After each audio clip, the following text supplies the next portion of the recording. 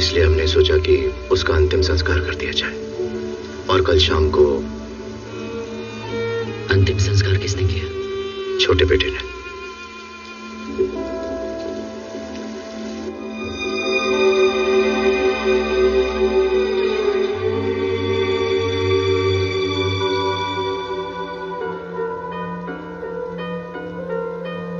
हाय सिद्धार्थ, मैं भारत हूं, तुम्हारा बड़ा भाई। टाइम पर नहीं पहुंच पाया, पर तुम डैड के पास थे। मेरा काम तुमने कर दिया। Thanks for doing that.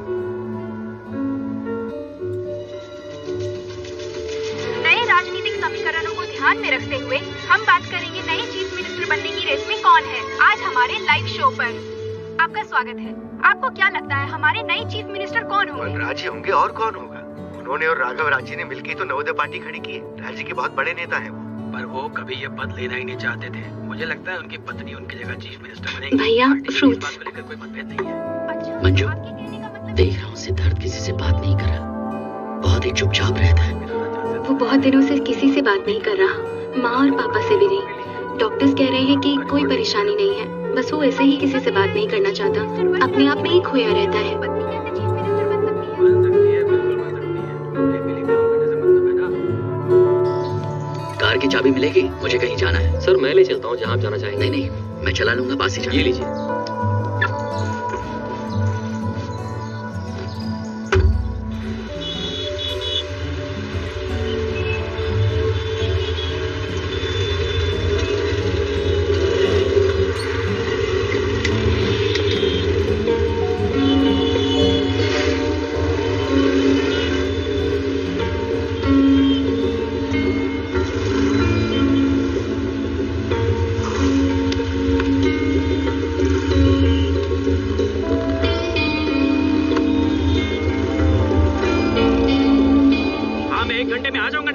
Shopping के लिए निकल जाओ, मैं तुम्हें पिकअप कर लूंगा। अरे मरेगा क्या?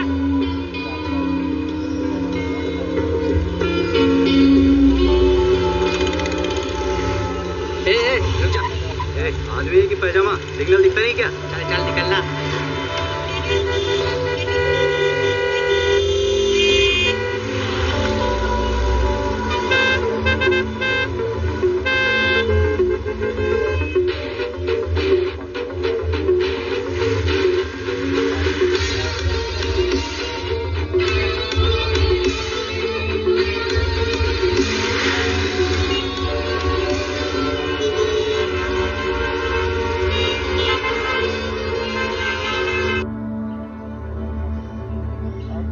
देखिए भैया, चारों तरफ लोग यही बात कर रहे हैं कि आपको सीएम बनने में कोनो इंटरेस्ट ही नहीं है। अगर ऐसे ही चलता रहा ना तो हमारा पार्टी जो है वो टूट जाएगा। भैया जी, हम क्या कह रहे हैं कि पार्टी के बहुत सारा मेंबर और ये जो एमएलए है वो चाहता है कि हमको आप सीएम। देखिए भैया जी, आप ही के आशीर्वाद से हम यहाँ तक पहुँच पाए हैं। आपके साथ पुराना रिश्ता होने की वजह से हम एक बात साफ साफ कहेंगे, हम नहीं चाहते कि हमारी वजह से पार्टी टूट जाए। चलते हैं भैया जी। मैं तो बस एक छोटा सा मजदूर नेता हुआ करता था जी, और आपने मुझे मिनिस्टर बना दिया गांव से उठा के। साहब जी, मेरे लोग तो यही चाहते हैं कि सीएम कोई अच्छा आदमी बने, पर जब पता चला कि आप इंटरेस्टेड ही नहीं हो, नहीं बन रहे हो, नहीं बनना चाहते हो, तो साहब मैंने सोचा कि क्यों ना जनता की भलाई के लिए मैं भी कुछ कर लूं, जीवन में मैं भी पुण्य कमा लूं। जो मेरी पार्टी के लोग, मेरे कार्यकर्ता है ना, कहते हैं कि आज के दौर में मैं ही हूँ जो उनकी नैया पार लगाऊंगा, कि सब थारे हाथ में।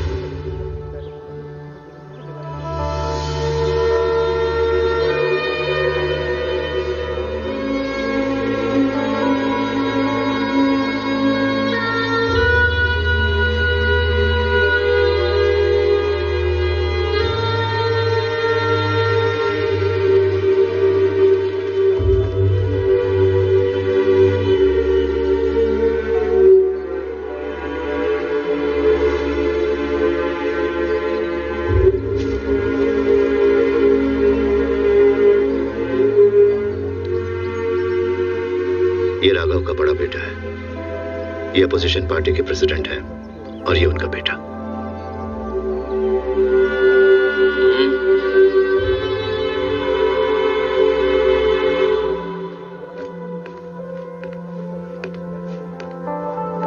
हे अंकल, कल की फ्लाइट की तैयारी कर रहा हूं। वो कल सुबह ही निकलना पड़ेगा। टिकट कैंसिल करा दिया है।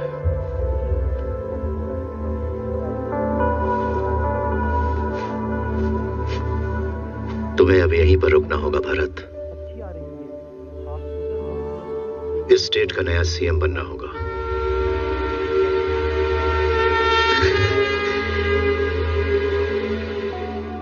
आप मजाक कर रहे हैं ना? मैं सीएम बनूं?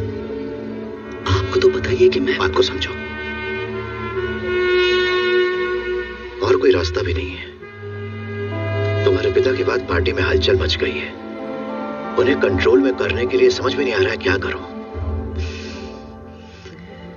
ये मेरा काम नहीं है अंकल, और मैं तो यहाँ का हूँ। तुम उसके बेटे हो, ये बात कभी मत भूलना। उसकी जगह लेना तुम्हारा अधिकार है और यही तुम्हारी जिम्मेदारी है।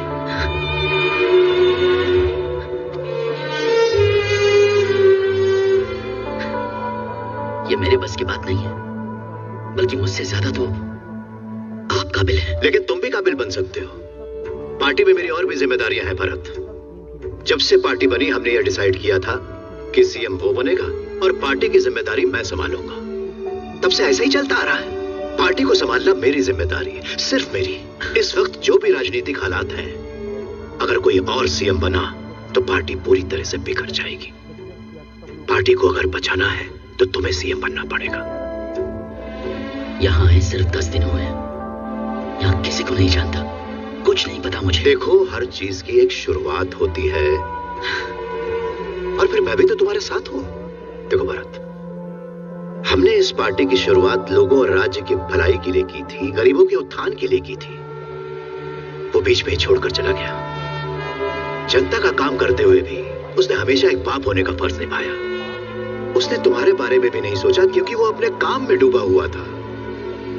इस बात को दिल से मत लगाना। 25 सालों का सपना है ये। ऐसे ही किसी अरे गहरे को सीएम बनाकर सामने नहीं ला सकते ना। बात को समझो। बेटे हो तुम उसके, तुम ही उसका सपना पूरा कर सकते हो। आज रात अच्छी तरह से सोच लो, प्लीज।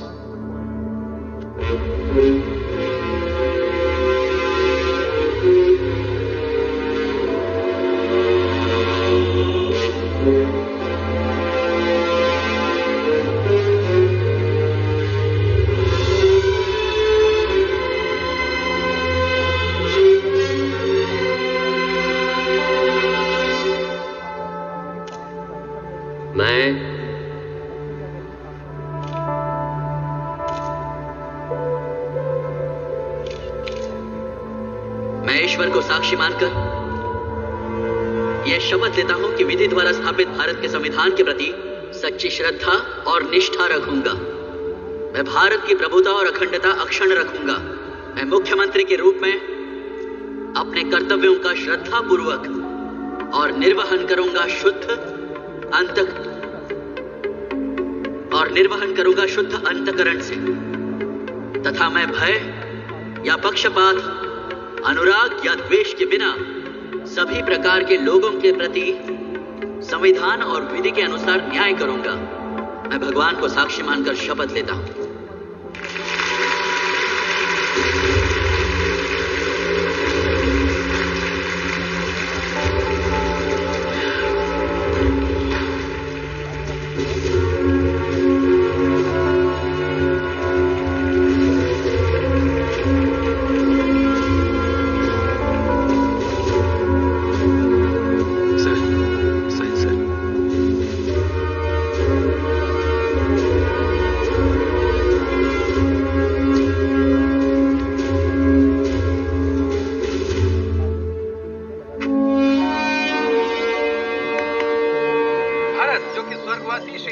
के बेटे हैं। आज उन्होंने प्रदेश के नए मुख्यमंत्री के रूप में शपथ ले ली। एक नया चेहरा जिसे राजनीति का कोई अनुभव नहीं है और अब राज्य सत्ता की बागडोर उनके हाथ में है। कुछ नेताओं और लोगों ने आने वाले दिनों में उनके काम को लेकर अपने विचार रखे।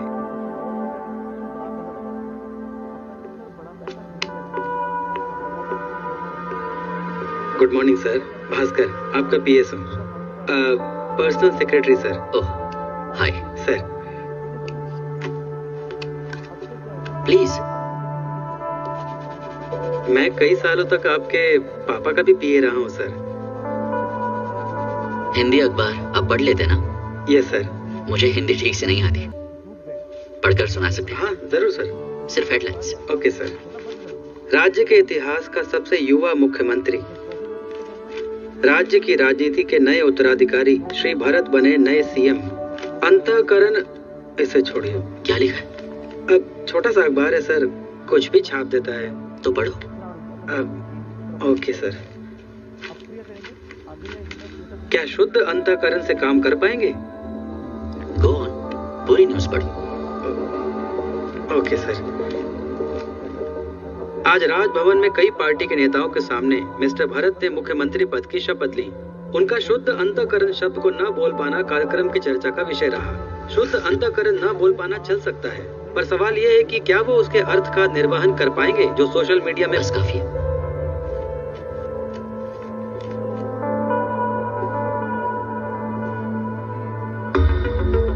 वो क्या शब्द है भास्कर? शुद्ध अंतःकरण सर।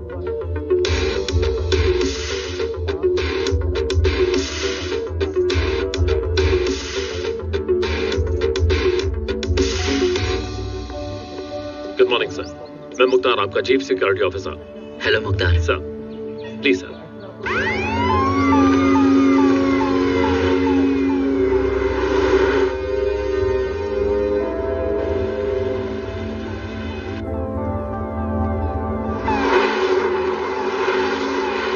रोड से इतने खाली क्यों है? ट्रैफिक रोक दिया है क्या? वो जब सीएम की सवारी निकलती है तो ट्रैफिक रोकना ही पड़ता है सर। अगर हम ट्रैफिक में फंस जाएंगे तो अपनी जिम्मेदारी पूरी नहीं कर पाएंगे सर। आप पहले भी देख चुके हैं। आप इन लोगों की भलाई के लिए तो काम कर रहे हैं। अगर टाइम पे काम पूरा करना है तो थोड़ी परेशानी तो इन्हें उठानी पड़ेगी।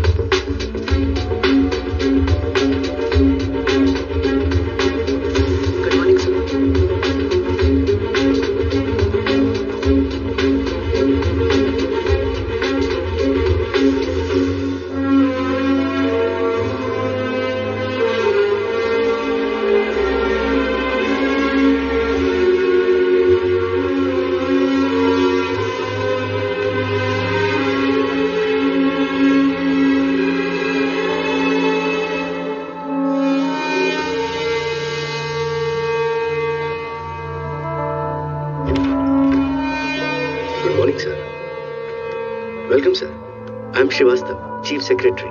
प्लीज। Thank you sir. ये आपकी पर्सनल टीम है सर। किसी भी फील्ड या इशू को लेकर ये आपको असिस्ट करेंगे। Thank you gentleman. आप सब जानते हैं मैं किन हालातों में सीएम बना हूँ। टू बी ऑनेस्ट, मैं स्टेट के बारे में, इस काम के बारे में कुछ नहीं जानता। या इट्स ट्रू, जानता हूँ बहुत अजीब है। आप सभी से मुझे बहुत कुछ सीखने की जरूरत है। But trust me, I am a very fast learner. बहुत जल्दी सीख लेता हूँ। मैं ऐसा सीएम बन के दिखा सकता हूँ जैसा आप सब चाहते हैं। हम सब आपके साथ हैं सर। All the best. कल सुबह हम फर्स्ट कॉन्फ्रेंस ऑर्गेनाइज कर रहे हैं, so we'll address you all the key issues sir. पर उससे पहले मैं ट्रैफिक प्रॉब्लम्स के बारे में जानना चाहता हूँ। Right sir. क्या उससे कंसर्न ऑफिसर्स के साथ मीटिंग हो सकती है? Sure sir. कल सुबह फर्स्ट आवर ठीक रहेगा? अभी नहीं हो सकती sir. Right now? Sure sir. Sir, Arun Kumar, traffic commissioner, और ये उनकी टीम है। Take your seats.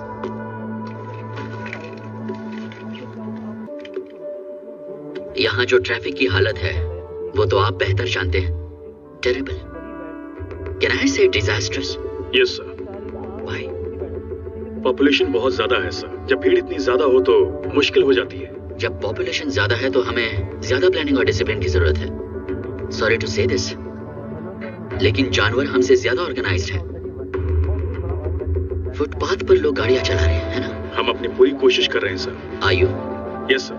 कैसे? हम पेट्रोलिंग बढ़ा रहे हैं, वन वे को इम्प्लीमेंट कर रहे हैं, ज्यादा सिग्नल्स लगा रहे हैं, लोगों में अवेयरनेस लाने के लिए ट्रैफिक एड्स चला रहे हैं। और फाइन का क्या?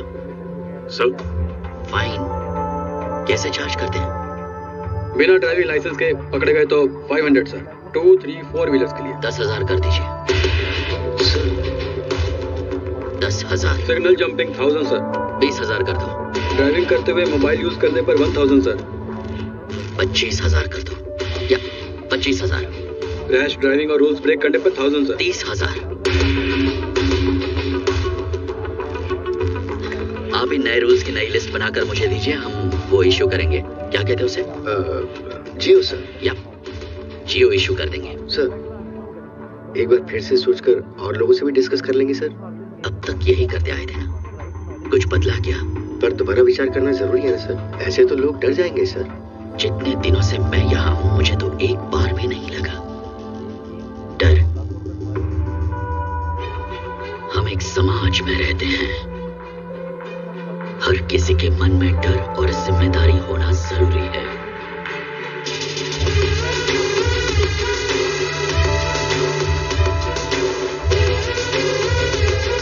रुक रुक रुक, कहाँ जा रहे हैं? सर जाने दो ना प्लीज, गाड़ी साइड में लगा। चालान काट रहा हूँ 20,000 का, भर देना। 20,000? उतनी तो मेरी सैलरी है सर। रुको रुको, एक मिनट। हाँ, 25,000 का फाइन है। क्या 25,000? नीचे उतरो, रॉन्ग साइड से जा रहे हो। सर ऑफिस के लिए लेट शॉर्टकट, हाँ? सर ऑफिस पास में ही है सर। 30,000 फाइन भरो और ऑफिस जाओ। 30,000 फाइन? अगर आप इसी राज्य के नागरिक हैं तो गाड़ी चलाते वक्त सावधान हो जाएं, चालान कभी भी कट सकता है। बिना लाइसेंस के गाड़ी चलाना या सिग्नल जंप करना या वन वे में गाड़ी ले जाना, इससे न सिर्फ आपकी जेब खाली होगी बल्कि आपके पूरे महीने की सैलरी दांव पे लग जाएगी। हालात खराब होगा मियाँ तो वन वे से गाड़ी लेके जाएगा ना। किस बात का 20,000? ये क्या कर रहे हैं तुम लोग? यस, बिल्कुल सही किया। जब तक ये नहीं होगा लोग ट्रैफिक रूल्स फॉलो नहीं करेंगे। बाइक पर बैठने से भी डर लग रहा है। इसके डैड ने इसे बाइक लेकर दी थी, ये वन वे से लेकर चला गया। इसके डैड ने इसकी बाइक बेची, 25,000 रुपए का फाइन भरना पड़ा और इसे कहा दफा हो जाओ। भाई इससे तो अच्छा आप सिटी बस या मेट्रो से जाओ, कोई चक्कर ही नहीं। सर चीफ इंजीनियर आपसे मिलना चाहते हैं, बहुत सारे काम पेंडिंग पड़े हैं सर। हे भरत, आओ। गुड मॉर्निंग सर, बैठो। सुनो, एक प्लेट लगाओ भरत के लिए। नहीं, रहने दो। तो कैसा रहा आज का दिन? आज पहला दिन था। जितने भी मेंबर्स अपॉइंट किए हैं सब सीनियर हैं। मैं अपनी उम्र के लोगों के साथ कंफर्टेबल रहता हूँ। फिलहाल नया काम है ना, ऐसा ही लगता है सब ठीक हो जाएगा, आदत पड़ जाएगी। तो मेरा मतलब यंग ऑफिसर्स रहेंगे। मैं तो... जो करता हूँ सोच समझ कर करता हूँ भरत। कुछ दिनों में आदत पड़ जाएगी तुम्हें। अब दूसरी बात करते हैं, उन ट्रैफिक फाइन्स के बारे में पता चला। पहले मुझसे बात कर सकते थे तुम। मुझे वो ठीक लगा। गुड। सुनो सर, लोग क्या सोच रहे हैं सर, मुझे अपडेट करते रहना, समझे? जाओ। और सुनो सर, होम मिनिस्टर से मुझसे मिलने के लिए कहो। Okay sir. भरत, कोई भी फैसला लेने से पहले अच्छा है कि एक बार कैबिनेट और मुझसे डिस्कस कर लिया करो।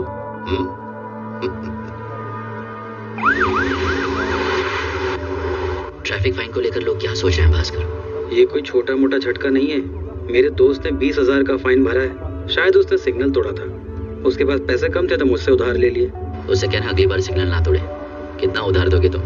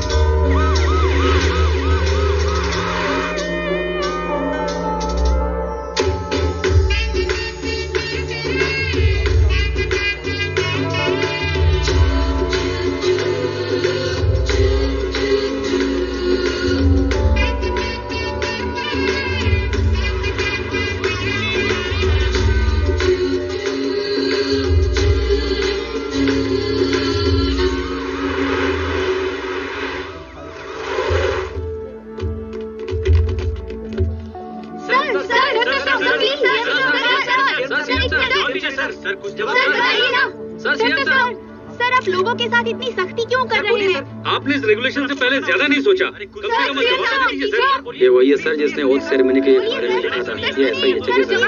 जवाब दीजिए जवाब दीजिए सर। जवाब दीजिए सर। ट्रैफिक फाइन बढ़ाने के पीछे आपकी मंशा क्या है? उनके लिए कुछ तो बोलिए सर। आपको तो खबर हो ही गई होगी कि लोग इतना परेशान हैं। एक आम आदमी इतना फाइन कहाँ से भरेगा? ये फैसला आपने अपने लोगों से सलाह करके लिया है या खुद ही ले लिया? ये कैसे कर सकते हैं सर? ये तो गलत है सर।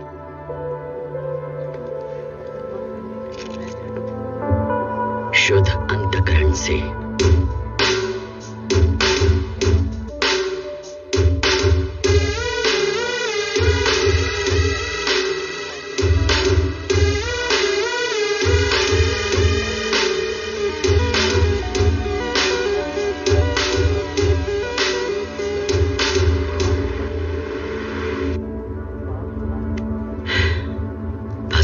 सर। क्या लगता है तुम्हें कैसी होगी वो बस स्टॉप वाली किस ड्रेस में आई होगी? मुझे कैसे पता होगा? अंदाजा तो लगा। तुम्हारी जॉब नहीं जाएगी? हाँ, आज श्रवण शुक्रवार है तो मेरी वाइफ ने सिल्क की साड़ी पहनी होगी। अगर वो भी ये दिन मानती है तो आई एम श्योर वो आज साड़ी ही पहनकर आएगी।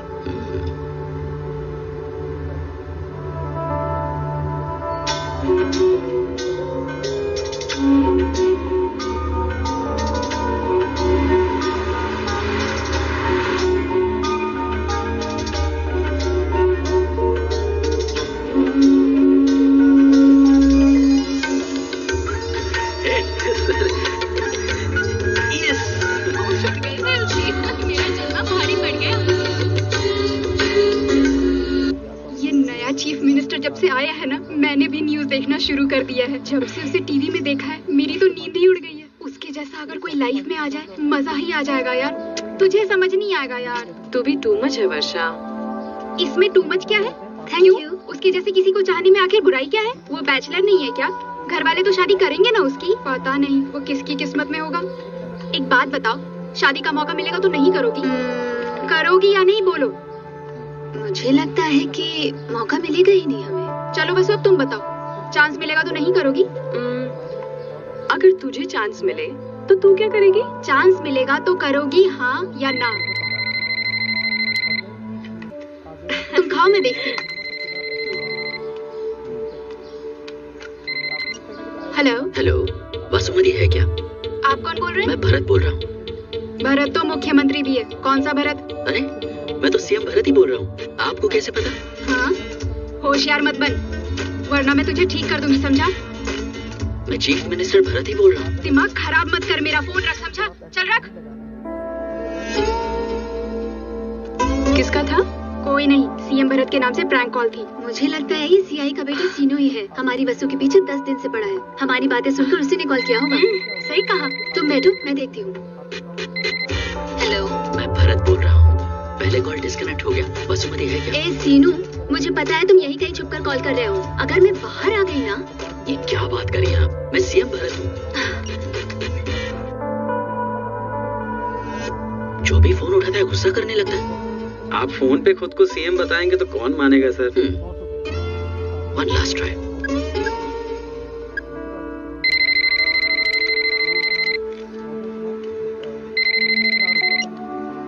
हेलो, कौन है?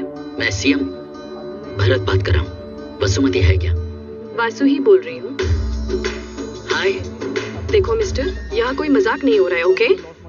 अगर तुम और परेशान करोगे तो अच्छा नहीं होगा। मेरे डैड पुलिस में है, कंप्लेन कर दूंगी। हेलो हेलो, मैं समझ गया। अगर मैं ये कहूँ कि मैं सीएम भरत बोल रहा हूँ तो तुम नहीं मानोगी। वहाँ टेलीफोन डायरेक्टरी है, उसमें स्टेट सेक्रेटेरिएट का नंबर होगा, उस पर कॉल करो। जब ऑपरेटर फोन उठाए तो अपना नाम बता देना। क्या हो गया? खुद को सीएम बोल रहा है। कह रहा है कि टेलीफोन डायरेक्टरी से चाहो तो चेक कर लो। कहता है कि क्रॉस चेक कर लो। ये कुछ ज्यादा ही स्मार्ट बन रहा है। इसकी तो एक बार कॉल करके क्रॉस चेक कर लेना। सेक्रेटेरिएट में।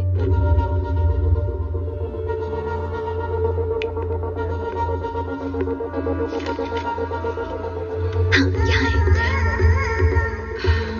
040 233। सच में करूँ क्या? हाँ, come on. 4340। Hello. Hello ma'am, मैं वासु बोल रही हूँ। Hello madam, 1 second, CM sir को कनेक्ट कर रही हूँ। CM. Hello Vasumati. Hi sir. Sorry, direct call करने से कंफ्यूजन हो गया था। वो रोज पार्लियामेंट जाते हुए तुम्हें बस स्टॉप पे खड़े देखता हूँ। You look so different, I mean in a nice way.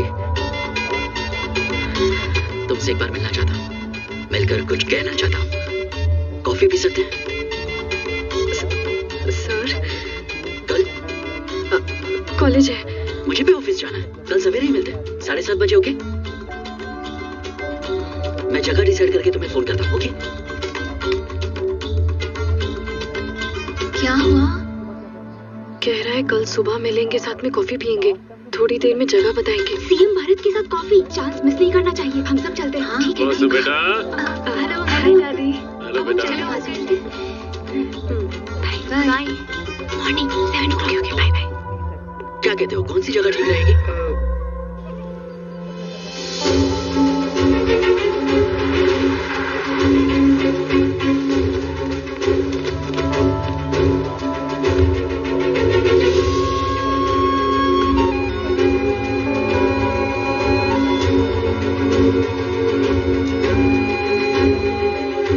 Welcome sir.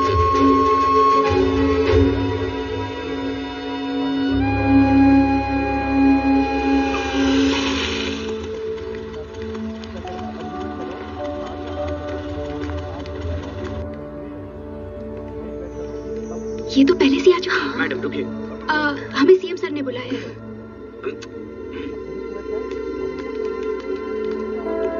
Bharat. Hi sir, Vasu. I know. और तुम? वर्षा, वैशाली, शैलजा। हाय, प्लीज।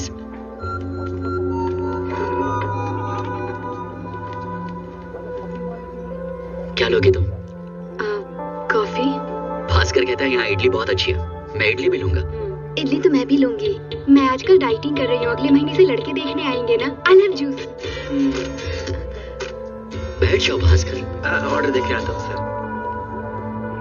तो क्या करते हो तुम? मैं MBA फाइनल ईयर में हूँ। उसके बाद? अभी तक डिसाइड नहीं किया।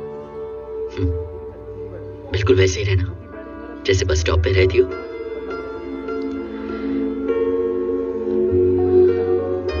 तुम्हें भीड़ में खड़ा देखकर बहुत अच्छा लगता है। You're natural। आप हर दिन जाते हुए हमें देखते हैं, ये तो बहुत शॉकिंग है। हमें तो यकीन नहीं हो रहा। आप सबको नहीं देखते हैं, सिर्फ इन्हें देखते हैं। हमने एक्सपेक्ट नहीं किया था हमारा चीफ मिनिस्टर इतना हैंडसम होगा। ट्रैफिक रूल्स को लेकर आप काफी स्ट्रिक्ट हो रहे हैं, रियली ग्रेट। लेकिन रोड्स भी तो ठीक होने चाहिए ना। फाइन से जो पैसे।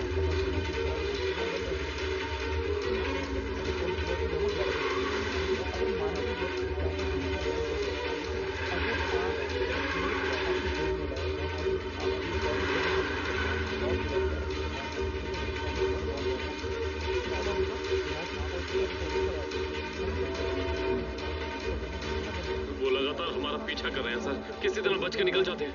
हमें बच के ही तो नहीं निकलना है मुख्तार।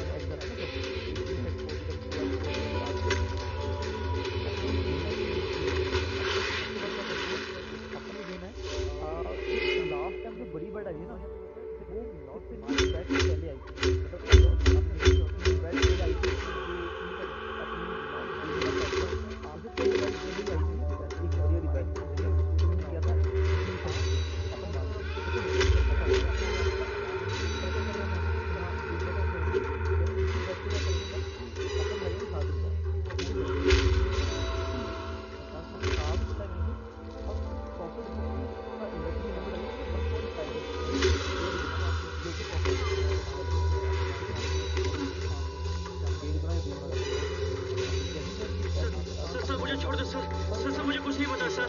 मेरे जितने लोग हैं उन सबको मैं एम्बुलेंस में लेके जाऊंगा सर, प्लीज। ये छोड़ दूंगा, पर तुम्हें ये बताना होगा कि तुम्हारे जैसे और कितने लोग हैं जो मेरा इंतजार कर रहे हैं।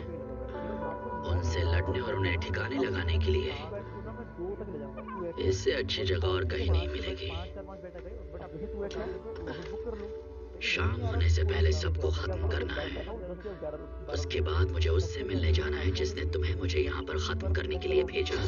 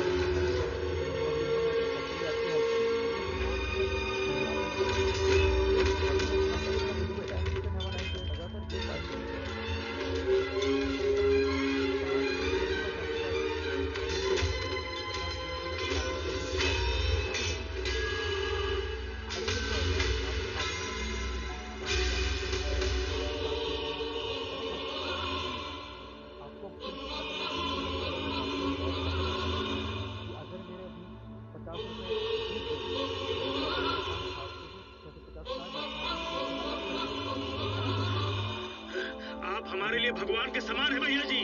अगर आपको कोई नुकसान पहुंचाएगा तो उसकी जान ले लेंगे। हम इस गांव का चप्पा चप्पा छान मारेंगे। जहां भी छुपे होंगे हम उन्हें ढूंढ ढूंढ कर खत्म कर देंगे। आप आइए हमारे साथ सर।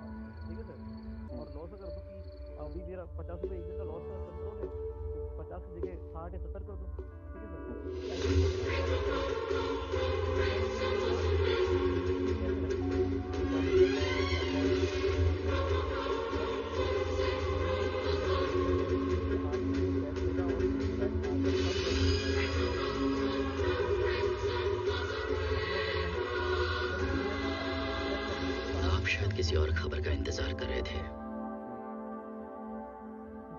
मुझे मारने के लिए 100 आदमी भेजे ना, पर मेरे और उनके बीच हजारों लोग खड़े हो गए। उनमें से एक भी जिंदा नहीं बचा होगा। भरत, मेरे लिए कोई शॉकिंग न्यूज नहीं है। आपने मुझे किसी और इरादे से सीएम बनाया था। सोचा आप जो कहेंगी वो मैं करूंगा, लेकिन आपके रातों की नींद उड़ गई जब आपकी बात मानने से मैंने इनकार किया। अब तक जो हुआ वो सही था या गलत, उसे किनारे पर रख देते हैं। आपके गुस्से की एक और वजह थी, 40 साल की दोस्ती।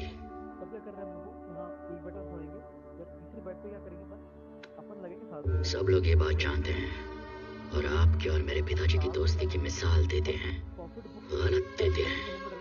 आप दोस्ती के लायक नहीं हैं।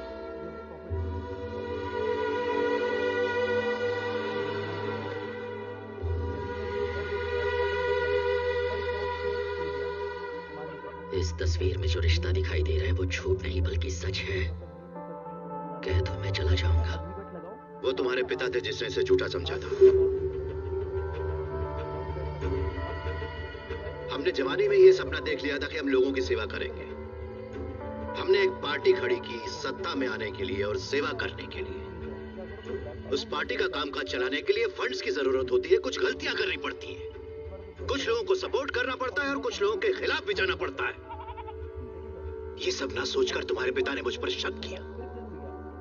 वो तो मुझे जेल भेजना चाहता था, ये मैं बर्दाश्त नहीं कर पाया।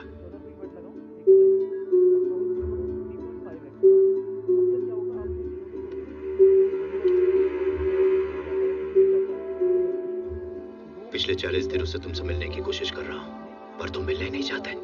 40 सालों की दोस्ती हमारे भाई, और अचानक कि तुम मेरे खिलाफ हो गए। तुम्हें दुख नहीं पहुंचा? कोई तुम्हारे पास आता है और आकर मेरे बारे में कुछ भी कहकर चला जाता है। तुम ऐसा दिखाते हो जैसे कि तुम्हें कुछ पता ही नहीं। मेरे खिलाफ केस करके तुम मुझे जेल भेजना चाहते थे और मुझे पता भी नहीं इसके बारे में। हाँ, मैं थोड़ा बुरा हूं, मानता हूं, भ्रष्ट भी हूं, लेकिन फिर भी तुम्हारा दोस्त तो हूं। कोई गलती हो जाए तो दोस्त को माफ नहीं कर सकते? ये कौन सी राजनीति भाई?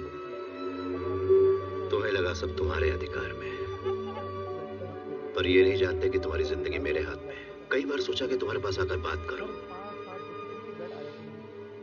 सोचा कि तुम्हें समझाऊं, पर पता चला कि तुम मिलोगे ही नहीं। ये सब मुझे बिल्कुल अच्छा नहीं लगा। जरा खुद की हालत देखो।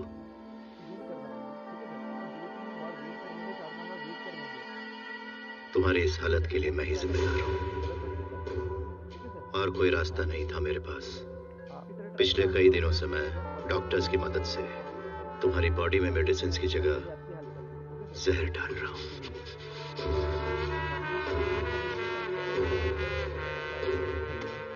मेरे कहने पर ही उन्होंने तुम्हें ऐसे इंजेक्शंस दिए हैं जिससे तुम्हारा पैर, हाथ और तुम्हारा मुंह पूरी तरह पैरालाइज्ड हो गया।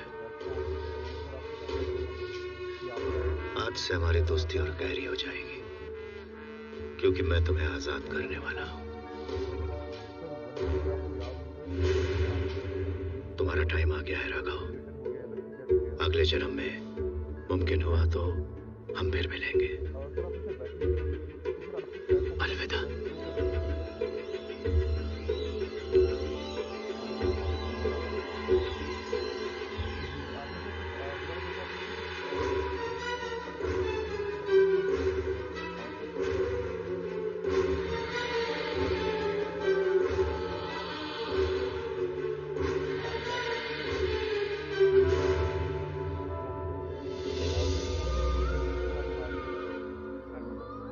पहले मेरा जिगरी दोस्त था, उसके बाद किसी का पिता या लोगों को नहीं डरता। जितना दुख मुझे हुआ शायद ही किसी को होगा, पर मैं क्या करता? देखो, तुम्हें अपनी उम्र से ज्यादा एक्सपीरियंस है। एक समझदार इंसान हो। क्या अच्छा है और क्या बुरा है ये समझने की काबिलियत है तुम में। आपने कहा कि कुछ करना हो तो आपके पास अधिकार होने चाहिए, लेकिन अधिकार पाने के लिए ऐसी गलतियां करनी पड़े, ये कैसा सिद्धांत है? आपको लगता है ये सब करके आगे बढ़ गए? आप अपने आप को धोखा दे रहे हैं। गलती छुपाने के लिए दूसरी गलती की और फिर गलतियों का सिलसिला शुरू होता गया। और जब तक मैं यहाँ पहुंचता आप सब कुछ खत्म कर चुके थे। अंतिम संस्कार भी नहीं करने दिया आपने। सारे सबूतों के साथ लोग आपका इंतजार कर रहे हैं। भारत, देखो बेटा, मैं तुम्हारे बाप के बराबर हूं। जनता के सामने मेरी इज्जत मिट्टी में मत मिलाओ तुम। मैं तुम्हें फिर से मुख्यमंत्री बना दूंगा और राजनीति हमेशा हमेशा के लिए छोड़ दूंगा। मुझे छोड़ दो प्लीज। आप मुझे भी अपने जैसा बनाना चाहते हैं। आप अब भी मुझे समझ नहीं पाए। इस कुर्सी पर बैठने के बाद सबसे पहले मेरे दिमाग में कुछ आता है तो वो है अकाउंटेबिलिटी। लोगों को आपकी असलियत का पता चलना चाहिए। जब जीवन भर झूठ पर जीते आए हो तो आज सच का सामना करो। आपके पास मुझसे ज्यादा तजुर्बा है तो आप ही सोचिए कि आपके लिए क्या सही और क्या गलत है।